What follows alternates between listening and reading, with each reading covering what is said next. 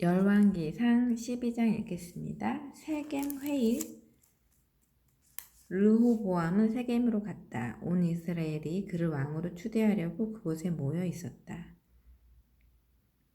느밧의 아들 여로보암은 솔로몬 왕을 피하여 이집트에 머물러 있다가 이 소식을 듣고 이집트에서 돌아와 있었는데 사람들이 그를 불러냈다. 여로보암이 온 이스라엘 회중을 거느리고 르호보암에게 와서 말하였다. 임금님의 부왕은 우리에게 무거운 멍에를 메었습니다. 이제 임금님께서는 부왕이 메웠던 이 무거운 멍에를 가볍게 해주시고 심한 일을 덜어주십시오. 그래야만 우리는 임금님을 받들어 섬기겠습니다. 그는 3일간 말미를 주면 대답하겠다고 약속하여 백성들을 돌려보냈다. 르호보암 왕은 부왕 생존 시에 부왕을 섬기던 나이 많은 신하들을 불러 이 백성의 요구에 어떻게 대답하면 좋겠소 하고 의논하였다. 그들이 대답하였다. 오늘 임금님께서 이 백성의 종이 되어 그들을 섬기려고 하십니까? 그러면 그들에게 좋은 말씀으로 대답해 주십시오. 이 백성이 영원히 임금을 섬길 것입니다. 그러나 왕은 그 원로들의 충고를 받아들이지 않았다. 그 대신 자기와 함께 자라난 젊은이들에게로 가서 자기를 받드는 자들과 상의하여 그들에게 선왕께서 메워준 멍에를 가볍게 해달라고 백성들이 요구하는데 어떻게 대답하면 좋겠는가 하고 물었다. 왕과 함께 자란 젊은이들은 이렇게 대답하였다. 백성들이 선왕께서 메워주신 멍에가 무거우니 그것을 가볍게 해달라고 요구하더라도 임금님께서는 이렇게 대답하십시오. 나의 새끼 손가락이 부왕의 허리보다 굵다. 너희는 부왕께서 메워주신 멍에가 무겁다고 한다마는 나는 그보다 더 무거운 멍에를 너희에게 지우리라. 부왕께서는 너희를 가죽 채찍으로 치셨으나 나는 쇠 채찍으로 다스리리라. 사흘 후에 다시 오라고 한 왕의 명령대로 여로보암은 온 백성을 거느리고 3일째 되는 날 르호보암 앞에 나왔다. 왕은 원로들의 충고를 끝내 외면하고 가혹한 말로 백성들에게 대답하였다. 나는 젊은이들이 일러준 대로 백성들에게 말하였다. 선왕께서 너희에게 무거운 멍에를 메었다. 하지만 나는 그보다 더 무거운 멍에를 메우리라. 선왕께서 너희를 가죽 채찍으로 치셨으나 나는 쇠 채찍으로 다스리리라. 왕은 이처럼 끝내 백성들의 요구를 들어주지 않았다. 야훼께서 실로 사람 하이야를 시켜 느밧의 아들 여로보암에게 하신 그의 말씀을 이루시려고 이를 그렇게 꾸미셨던 것이다. 모든 이스라엘 백성들은 왕이 그들의 요구를 듣지 않음을 알고 왕에게 대답하였다. 우리가 다윗에게서 받을 몫이 어디 있느냐? 이새의 아들에게서 받을 것이 없구나. 이스라엘아, 모두 자기 집으로 돌아가라. 다윗이여, 이제 내 집안에 돌보아라. 그리하여 이스라엘 백성은 각자 집으로 돌아갔다. 르호보암은 유다 지방 성읍들에 살고 있는 이스라엘 백성만을 다스리게 되었다. 르호보암 왕은 부역 감독 아도람을 내보냈으나 온 이스라엘 백성이 그를 돌로 쳐 죽였다. 르호보암 왕은 마차를 몰아 예루살렘으로 급히 도망하였다. 이렇게 이스라엘은 다윗 왕조에 반역하여 오늘에 이르렀다. 정치적 종교적 분단. 여로보암이 다시 돌아왔다는 말을 듣고 온 이스라엘이 사람을 보내어 그를 백성들의 모임에 모셔다가 이스라엘 왕으로 추대하였다. 유다 지파를 제외하고는 다윗의 왕조를 따르는 지파는 하나도 없었다. 르호보암은 예루살렘에 돌아오는 길로 유다 가문과 베냐민 지파의 동원령을 내렸다. 그는 정병 18만을 뽑아 이스라엘 가문을 무찌르고 솔로몬의 아들 르호보암의 국권을 되찾으려고 하였다. 그런데 야훼의 말씀이 하나님의 사람 스마야에게 내렸다. 유다 왕 솔로몬의 아들 르호보암과 유다와 베냐민의 모든 지방과 그 밖의 다른 백성들에게 이 말을 전하여라. 야훼가 말한다. 이렇게 된 것은 다 나의 뜻이니 너희는 동족인 이스라엘 백성을 치러 올라가지 말고 각자 집으로 돌아가거라. 그들은 야훼의 말씀을 쫓아 모두들 순종하는 마음으로 돌아갔다. 여로보암은 에브라임 산지에 있는 세겜을 수축하고 거기에서 살다가 그 후 분우엘을 세우고 그곳으로 자리를 옮겼다. 그런데 여로보암은 스스로 이런 생각이 들었다. 어쩌면 나라가 다윗의 왕가로 넘어갈지도 모른다. 이 백성이 예루살렘에 있는 야훼의 전에 제사하러 올라간다가 마음의 정통 상전인 유다 왕 르호보암에게 쏠리는 날에는 나를 죽이고 유다 왕 르호보암에게 돌아갈 것이다. 이스라엘 왕은 국리 끝에 금송아지 둘을 만들었다. 그리고 백성들에게 이렇게 선포하였다. 예루살렘에 제사하러 올라가기란 번거로운 일이다. 이스라엘 백성들아, 너희를 이집트에서 구해주신 신이 여기에 있다. 그리고 금송아지 하나는 베델에, 다른 하나는 단에 두었다. 그런데 이 일이 죄가 되었다. 백성들은 금송아지를 예배하러 베델과 단에 갔다.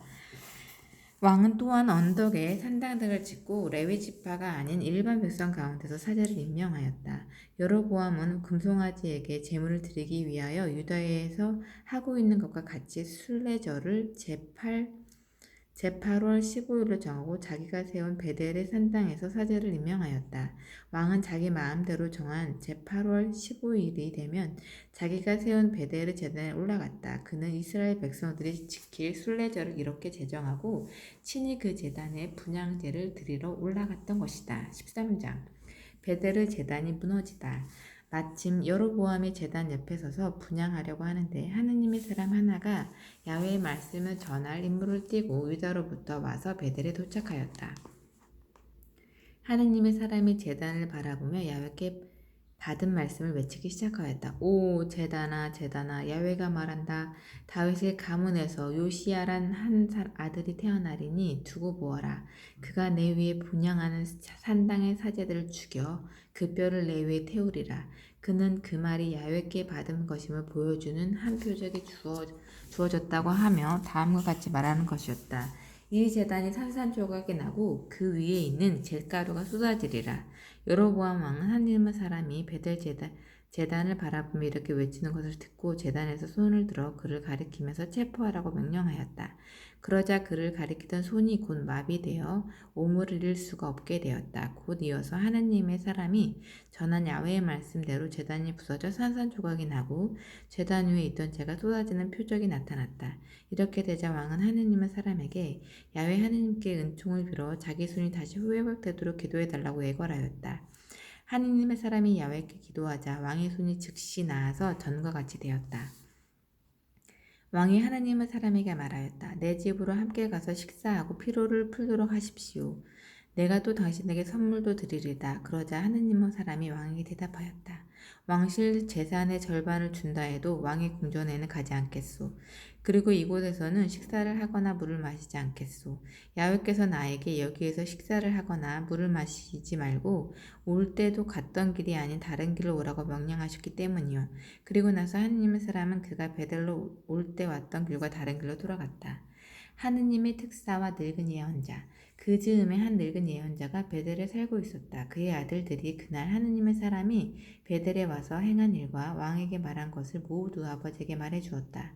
그들의 아버지가 그 사람이 어느 길로 돌아가느냐고 묻자 아들들은 하느님의 사람이 유다로 돌아갈 길을 아버지에게 일러주었다. 그 말을 듣고 아버지는 곧 나귀에 안장을 얹으라고 아들들에게 명하였다. 노인은 그들이 안장을 얹은 나귀를 타고 떠났다. 그는 하느님의 사람의 뒤를 쫓다가 마침내 느티나무 밑에 앉아있는 그를 만났다. 노인이 그에게 당신이 유다에서 온 하느님의 사람이요? 하고 묻자 하느님의 사람은 그렇습니다 하고 대답하였다. 노인이 하느님의 사람에게 우리 집으로 가십시다. 무엇 좀 드시고 가십시오 하고 권하였다. 하느님의 사람이 말하였다. 나는 노인장과 함께 되돌아갈 수가 없습니다. 노인장의 집에 들어갈 수 없습니다. 이곳에서는 무엇이건 함께 먹을 수가 없군요. 물 한 모금도 마시지 못하겠습니다. 야훼께서 나에게 이곳에서는 아무것도 먹지 말라고 마시지도 말며 돌아갈 때는 처음에 왔던 길로 아닌 다른 길로 가라고 하셨기 때문입니다. 그 말을 듣고 노인은 하느님의 사람에게 이렇게 말하였다. 나 역시 당신과 같은 예언자요. 야훼께서 천사를 보내어 나에게 말씀하시기를 당신을 집으로 데려다가 식사와 물을 대접하라고 하셨소. 그러나 이것은 거짓말이었다. 하느님의 사람은 왔던 길을 되돌아가서 그 늙은 예언자의 집에 이르러 식사를 하고 물을 마셨다. 그들이 함께 앉아 먹고 있는데 하느님의 사람을 데리고 온 늙은 예언자에게 야훼의 말씀이 내렸다. 그래서 그는 유다에서 온 하느님의 사람에게 큰 소리로 그 말씀을 전하였다. 야훼께서 이렇게 말씀하셨소. 너는 야훼의 말을 순종하지 않았고 너희 하느님 야훼가 너에게 명령한 것을 지키지 않았으며 가던 길을 되돌아왔을 뿐 아니라 음식과 물을 먹지도 마시지도 말라고 한 곳에서 먹고 마셨다. 그러므로 너희 시체는 조상들의 무덤에서 묻히지 못하리라. 하느님의 사람이 식사를 마친 다음 안장을 나귀에 얹어 타고 떠났다. 하느님의 사람은 출발하여 길을 가다가 도중에 사자 한 마리를 만나 죽었다. 그 시체는 길에 버려진 채로 있었는데 나귀와 사자가 그 옆에 서 있었다. 그곳을 지나던 사람들이 사람의 시체가 길가에 버려져 있고 그 옆에 사자 한 마리가 서 있는 것을 보게 되었다. 이 광경을 본 사람들은 늙은 예언자가 사는 읍내로 들어가서 이야기를 퍼뜨렸다. 그를 데리러 왔던 그 늙은 예언자는 이 소문을 듣고 탄식하였다. 그는 정말로 하나님의 사람이었구나. 그의 야훼의 말씀을 순종하지 않더니 야훼께서 기어이 말씀하신 대로 사자를 보내시어 그의 사제를 찢어 죽이셨구나. 그리고 나서 예언자는 아들들에게 나귀의 안장을 얹으라고 분부하였다. 아들들이 그대로 하였다. 그는 길을 떠나가다가 시체가 길에 버려져 있고 나귀와 사자가 그 시체 옆에 곁에 있는 것을 보았다. 사자는 시체를 먹거나 나귀를 죽이진 않았다. 예언자는 장례를 치러주려고 그 하느님의 사람은 시체를 나귀에 싣고 성으로 돌아왔다. 그는 그 시체를 자기 가족 묘지에 안장하고 자식들과 함께 아이고 이 사람 하며 슬프게 구걸하였다. 그를 매장한 후에 늙은 예언자는 아들들에게 이렇게 말하였다. 내가 죽거든 이 하느님의 사람이 묻히는 무덤에 같이 묻어다오. 내 뼈를 그 뼈 옆에 나란히 묻어라. 그 하느님의 사람이 야훼의 말씀을 받아 베델의 제단과 사마리아 모든 산당을 두고 예언한 말씀이 모두 그대로 이루어지리라. 이런 일이 있은 후에도 여로보암은 그 악한 길에서 돌아서지 아니하고 오히려 일반 백성 가운데 자기 마음대로 산당의 사제를 뽑아 임명하였다. 여로보암 왕가는 이런 일로 죄를 얻어 결국 지상에서 자취 없이 사라지게 된 것이다. 14장 여로보암의 운명. 그때 여로보암의 아들 야비야가 병들어 눕게 되자 여로보암 왕이 양비에게 말하였다. 자, 이렇게 해봅시다. 당신은 왕비임을 몰라보게 몸을 변장하고 실로로 가시오. 그곳에서 아이야라는 예언자가 살고 있어. 그 예언자는 내가 이 백성은 왕이 될 것이라고 일러주던 바로 그 사람이요. 빵 연함은 개와 과자 약간 그리고 꿀 한 단지를 가지고 그에게 가서 물어보시오. 왕자가 낳지 못할지를 그가 말해줄 것이오. 왕자가 낳을지 낳지 못할지를 그가 말해줄 것이오. 여로보암 아내는 그의 말대로 출발을 서둘러 실로에 있는 예언자 아이야의 집에 이르렀다. 그런데 아이야는 이미 늙었으므로 눈이 어두워 잘 보이지 못하였다. 야훼께서 아이야에게 미리 일러주었다. 여로보암의 아내가 병든 제 아들의 병이 어떻게 될지 너에게 물으러 올 것이다. 오거든 이러이러하게 대답하여라. 여로보암 아내는 신분을 감추고 딴 여자처럼 가장하고 오리라. 아이야는 그 여자가 방문 앞으로 다가서는 발소리를 듣고 이렇게 말하였다. 여로보암의 아내여 들어오시오. 어찌하여 이렇게 다른 여자의 양 가장하고 오셨소. 나는 당신에게 가슴 아픈 말을 전해야겠소. 여로보암에게 가서 말하시오. 이스라엘의 하느님 야훼께서 이렇게 말씀하십니다. 내가 너를 백성 가운데서 뽑아 내 백성 이스라엘을 다스리는 영도자로 임명했으며 다윗의 왕가에서 나라를 갈라 너에게 주었다. 그러나 너는 나의 종 다윗만으로 만하지 못하였다. 다윗은 나의 계명을 준수하였을 뿐만 아니라 마음을 다하여 나를 따랐으며 만사를 내 마음에 꼭 들도록 올바르게 처리하였다. 그러나 너는 선왕들보다 더 큰 악을 저질렀을 뿐 아니라 우상들을 쇠붙이로 부어 만들었고 다른 신을 섬겼다. 그리하여 마침내 나를 배반하여 내 속을 썩였다. 그러므로 이제 내가 여로보암 왕가에 재난을 내리리라. 여로보암 가문에 속한 남자는 자유인이든 종이든 가리지 아니하고 모두 씨도 남기지 아니하리라. 그리하여 사람들이 똥을 치듯이 나는 여로보암 가문을 이 이스라엘에서 남김없이 쓸어버리리라. 무릇 여로보암 가문에 속한 사람이 성 안에서 죽으면 그 시체를 개가 뜯어먹을 것이요 성 밖에서 죽으면 공중의 새가 쪼아먹으리라. 야훼의 말이니 어김이 없다. 이제 집으로 돌아가시오. 당신이 궁에 도착하면 곧 왕자는 죽을 것이오. 그래도 그 아이 많은 모든 이스라엘 백성들이 슬퍼하며 매장할 터인데 여로보암 가문에서 그만이 무덤에 묻힐 것이오. 그래도 그만은 이스라엘의 하느님 야훼께서 보시기에 옳게 살았기 때문이요. 그리고 나서 야훼께서는 이스라엘을 다스릴 새 왕을 뽑으시어 여로보암 가문을 멸종시킬 것입니다. 야훼께서 이스라엘을 치실 때는 마치 급류에 휩쓸린 갈대처럼 흔들리게 하실 것이요. 야훼께서 그들 선조들에게 주신 이 좋은 땅에서 송두리째 뽑아 내쫓으실 것이고 유프라테스 강 저편으로 흩어버리실 것이요. 이스라엘이 목진을 만들어 야훼의 분노를 샀기 때문이요. 여로보암 왕은 자기 혼자만이 이 죄를 지은 것이 아니고 이스라엘 백성들까지도 같은 죄를 짓게 하였습니다. 야훼께서는 이 여로보암의 죄 때문에 이스라엘을 버리실 것이요. 여로보암의 아내는 말을 다 듣고 일어나서 그곳을 떠나 다르사로 돌아왔다. 궁전 문을 막 들어서는데 왕자가 숨을 거두었다. 이스라엘 백성은 죽은 왕자를 장사 지내고 그의 죽음을 슬퍼하였다. 야훼께서 당신의 종인 예언자 아이야를 시켜 말씀하신 그대로였다. 여로보암의 나머지 행적, 치적 및 그가 치른 전쟁에 관하여는 이스라엘 왕조실록에 모두 기록되어 있다. 여로보암은 22년간 통치한 후 열조와 함께 잠들었다. 왕자 나답이 그의 왕위를 계승하였다.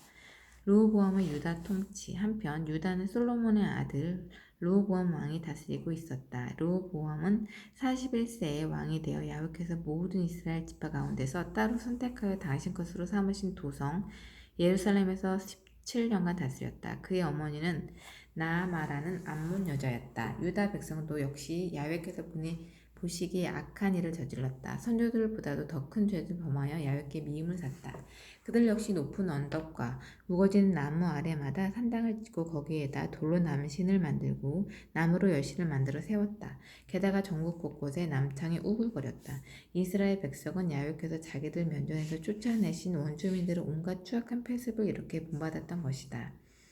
르호보암 왕 제5년에 이집트의 시삭 왕이 예루살렘을 침공하여 야훼의 전과 왕궁의 모든 보물을 샅샅이 뒤져 모두 가져갔다. 그는 솔로몬이 만든 금방패를 포함하여 모든 값진 것을 가져갔다. 르호보암 왕은 금방패 대신 못방패를 만들어 왕궁을 경비하는 춘희대 장군들을 무장시켰다. 왕이 야훼의 전에 출입할 때마다 춘희대원들은 그 못방패를 두고 섰다가 다시 춘희대실로 가져가 두곤 하였다. 르호보암의 나머지 행적과 치적은 유다 왕조실록에 모두 기록되어 있다. 르호보암과 여로보암 사이에는 그들이 살아있는 동안 전쟁이 그칠 사이가 없었다. 르호보암은 세상을 떠나 다윗 성 안의 왕실 묘지에 안장되었다. 그의 아들 아비암이 왕위를 계승하였다.